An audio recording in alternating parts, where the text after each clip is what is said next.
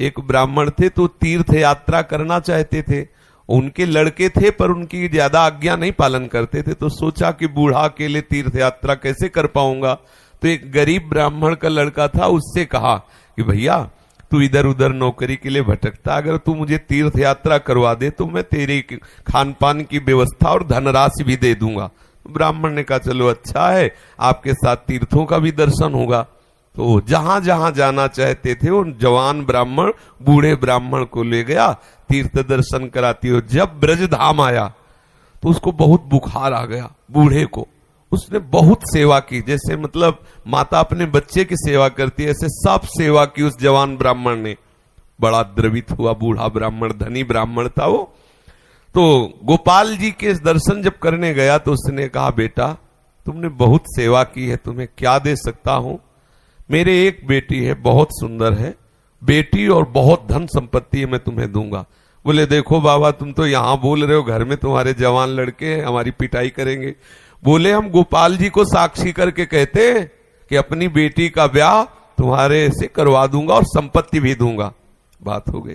तीर्थ यात्रा करवा के जब घर पहुंचा तो बूढ़े की हिम्मत नहीं कि बात कर सके लड़कों के सामने, क्योंकि बेचारा गरीब ब्राह्मण का लड़का। महीना भर सोचता रहा कि कभी न कभी तो सूचना दे, वो तो सूचना नहीं। तो घर गया उनके और बोला देखो बाबा आपने कहा था कि तुम्हारा, तो लड़कों ने धक्का लगाया और दो चार थप्पड़ लगाए कि तेरी सामर्थ्य क्या है कि तू मेरी बहन से ब्याह करने की बात सोच सके। बोले नहीं बाबा ने कहा था। अब लड़कों की वो स्वरूप देख करके बाबा बदल गए।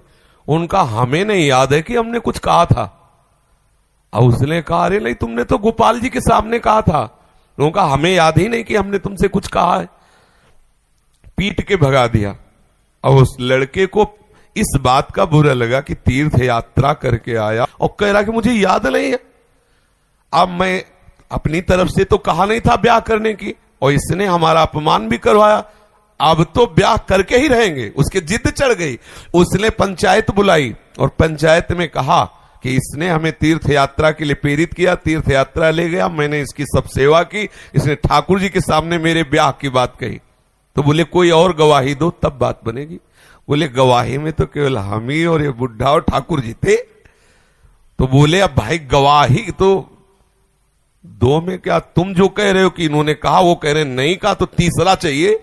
वो तीसरे में तो ठाकुर जी थे। तो बोले अगर गवाही दे दें तो ब्याह हम जबरदस्ती करवा देंगे। पंचायत पहले लगती थी गांव में, जैसे होता है ना न्यायालय, तो छोटा मोटा न्यायालय समझो गांव का, पंच लोग जो निर्णय कर देते थे फिर वही होता था।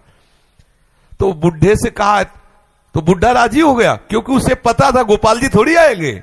उसने कहा अगर गोपाल जी कह दें पंचों के बीच में आके कि हाँ हमारे सामने ब्याह की बात हुई थी, तो अब किसी की बात नहीं मानेंगे, हम ब्याह कर देंगे। लड़के भी राजी हो गए, क्योंकि सबको पता था कि कोई ठाकुर जी मूर्ति थोड़ी चल के आएगी। और उसने मूर्ति नहीं माना था, उसने साक्षात ठाकुर जी माना था।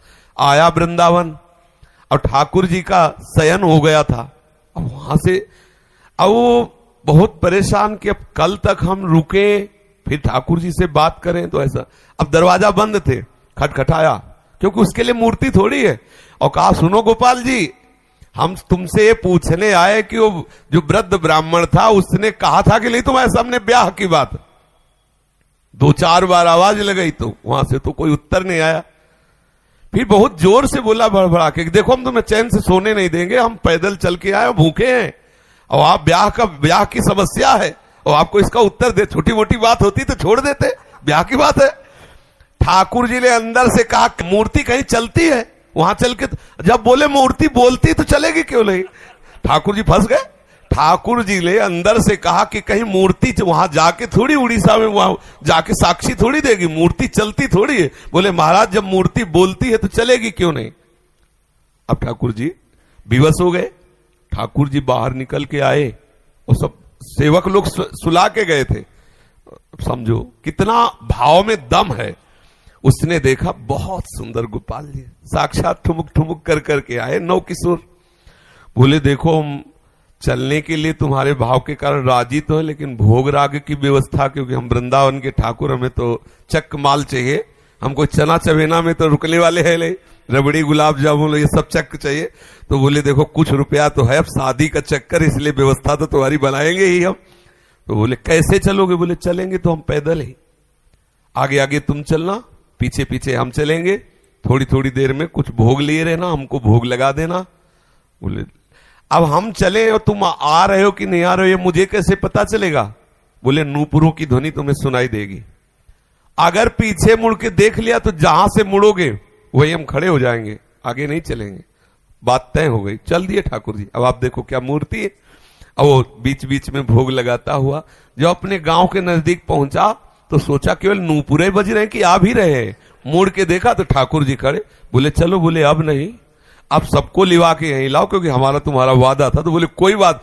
गांव में दौड़ता हुआ गया, सबसे हल्ला मचा, वृंदावन के ठाकुर पधारे साक्षी देने के लिए। अब तो भीड़ इकट्ठा, साक्षात ठाकुर। अब सब पंच आ गए, तो अब पंचों के सामने बुढ़े को कुछ बोलने की हिम्मत नहीं रही। ठाकुर जी ने सबके सामने उस भक्त की वचन रक्षा के लिए बोले और कहा हमारे सामने का ब्याह हुआ। अब आप सोचो, अगर ये कोई बात सतयुग की नहीं है, ये बात सतयुग की नहीं है, ये कलयुग की ही बात है।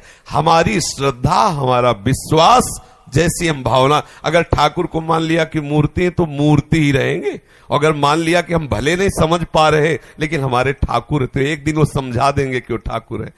जो छवि हम देख रहे हैं, राधा बाबा के पास भी ऐसी छवि थी, तो राधा बाबा से ठाकुर जी बात करते थे, ठाकुर जी मुस्कुराते थे, और हमारे सामने छवि, क्योंकि हम उन्हें फोटो मानते हैं। कभी फोटो और ये बात ना माने कि मूर्ति वो साक्षात है, ऐसी भावना करे तो अनुभव में आने लगेगा कि ठाकुर साक्षात है। जी।